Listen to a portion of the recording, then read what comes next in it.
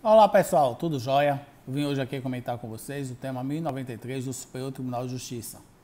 Nesse tema, a primeira sessão do Superior Tribunal de Justiça sobre o rito dos recursos especiais repetitivos, por maioria de votos, fixou 5 teses relativas ao creditamento de PIS/PASEP e COFINS no sistema monofásico e à legislação que disciplina o regime tributário para incentivo à modernização e ampliação da estrutura portuária, reporto. As teses são as seguintes.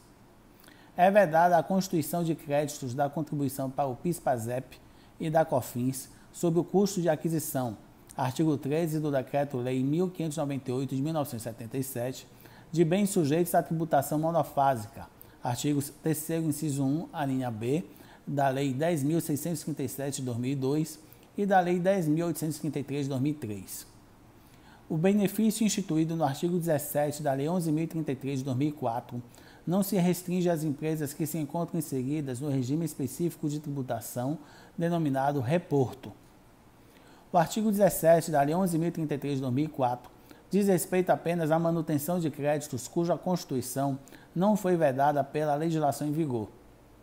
Portanto, não permite a constituição de créditos da contribuição para o PIS/PASEP e da COFINS sobre o custo de aquisição, artigo 13 do Decreto-Lei 1598 de 1977, de bens sujeitos à tributação monofásica, já que vedada pelo artigo 3º, inciso 1, a linha B, da Lei 10.637 de 2002 e da Lei 10.833 de 2003. Apesar de não constituir créditos, a incidência monofásica da contribuição para o PIS/PASEP e da COFINS não é incompatível com a técnica do creditamento, visto que se prende aos bens e não à pessoa jurídica que os comercializa, que pode adquirir e revender conjuntamente bens sujeitos à não cumulatividade em incidência plurifásica, os quais podem lhe gerar créditos.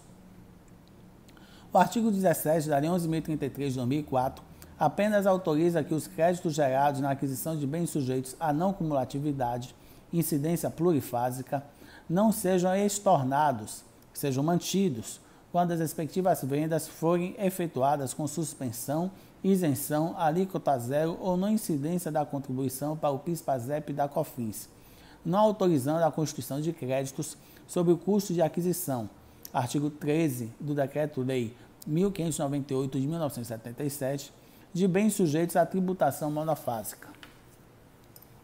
O relator dos recursos escolhidos como representativos da controvérsia foi o ministro Mauro Campbell Marques. Ele invocou como precedente o recurso especial 1.267.003, leading case julgado na segunda turma, que iniciou a jurisprudência do STJ sobre o tema, no qual se desvinculou do regime reporto o artigo 17 da Lei 11.033 de 2004.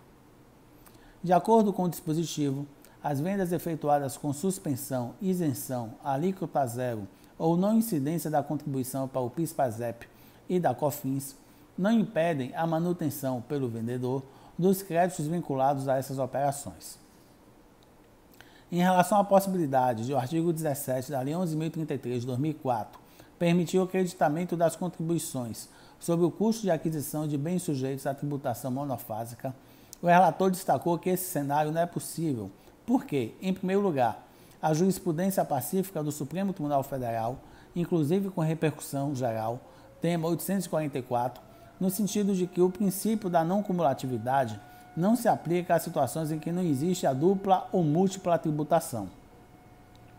Além disso, o ministro Campbell destacou que os dispositivos das leis 10.637 de 2002 e 10.833 de 2003, que vedam a constituição de créditos da contribuição para o PIS/PASEP e da COFINS sobre o custo de aquisição, artigo 13 do Decreto-Lei 1598 de 1977, de bens sujeitos à tributação monofásica, permanecem em pleno vigor, ou seja, não foram revogados total ou parcialmente pelo artigo 17 da Lei 11.033 de 2004. A vedação para a constituição de créditos sobre o custo de aquisição de bens sujeitos à tributação monofásica, creditamento, além de ser norma específica contida em outros dispositivos legais, artigos 3º, inciso 1, a linha B, da Lei 10.637 de 2002 e da Lei 10.833 de 2003, critério da especialidade,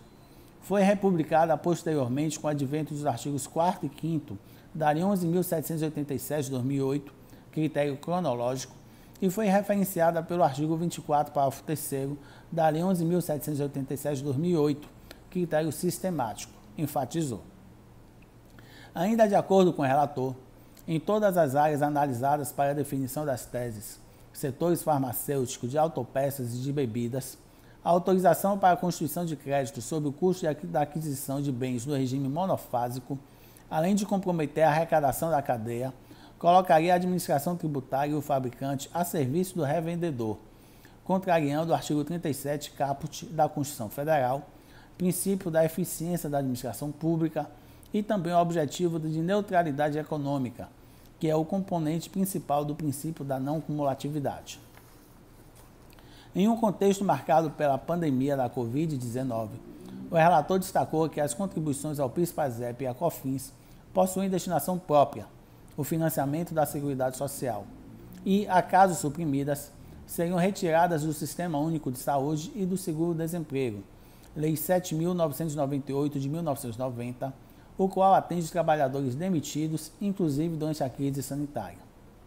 Segundo o ministro Campbell, uma proteção mais profunda e abrangente da sociedade no cenário da pandemia ocorre por meio de mecanismos e programas governamentais, e não com base na concessão de créditos tributários a um grupo específico de empresas.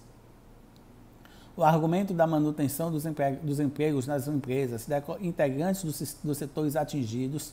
se perde diante da magnitude do alcance dos programas governamentais que seriam prejudicados pela concessão dessa esdrúxula benesse fiscal. Nunca é demais lembrar que a função social da empresa também se realiza através do pagamento dos tributos devidos, maiormente quando vinculados a uma destinação social, concluiu o ministro. Pois bem, pessoal, esse foi o breve resumo que eu fiz para vocês sobre o tema 1093 do Superior Tribunal de Justiça. Espero que vocês tenham gostado. Se gostaram, dê um like, continuem inscritos aqui no meu canal do YouTube e me sigam lá no meu Instagram, @JoãoPauloPiropo. Um forte abraço e até a próxima.